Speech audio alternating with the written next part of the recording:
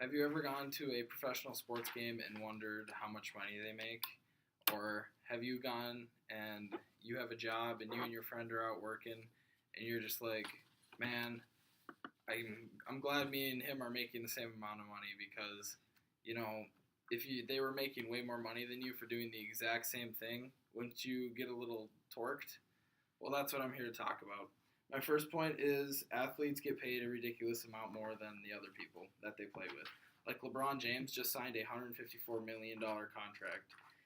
And the Gale website that talks about how every single sport gets paid a certain amount of money on their average, but LeBron James is beating that whole average by X amount of million of dollars. Getting money like this is a dream that everybody wants, but the people who make the most seem to always lose more than everybody else. It's because they don't really know how to budget their money. My next point is athletes should not be making more than their teammates.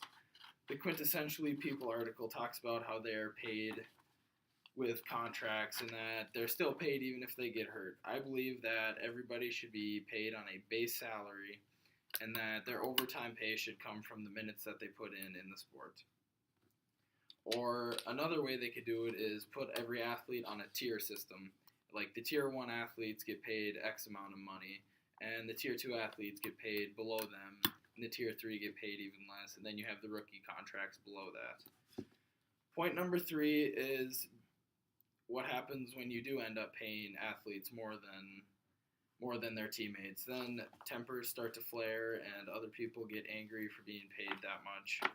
And then people start thinking, man, I'd rather have money instead of a good season, so I'm going to go and get paid more money instead of being it for the sport itself.